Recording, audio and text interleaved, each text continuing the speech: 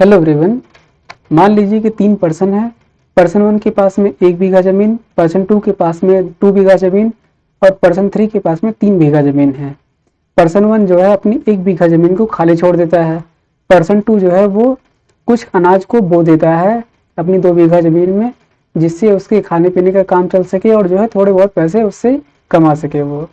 और पर्सन 3 क्या करता है, वो बिजनेस माइंड से सोचता है और ऐसी फसलों को उसमें उगाता है जिससे जो है वो अधिक से अधिक मुनाफा कमा सके। जैसे कि मान लीजिए कि 15 लाख 20 लाख रुपए वो उस खेत से कमा रहा है पर्सन 3।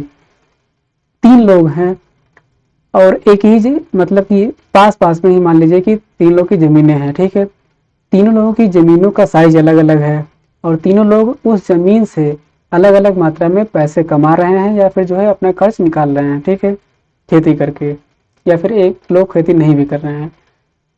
तो भू राजस्व जो कर होता है, लैंड रेवेन्यू जो कर होता है, जो राज्य सरकार को जाता है, तो क्या वो तीनों लोगों के लिए अलग होगा या फिर जो है एक ही होगा? तो देखिए, राज्य सरकार को इस बात से कोई फर्क नहीं पड़ता है कि आप जो है उस कृषि की जमीन का किस तरीके से उपयोग करते हैं। राज्य सरकार को ये मतलब है कि आपके पास कृषि की जमीनें हैं तो राज्य सरकार को आप भू राजस्व के रूप में जो है कर सौंपिए, कर दीजिए। तो तीनों लोग जो है समान मात्रा में भू राजस्व कर राज्य सरकार को देंगे।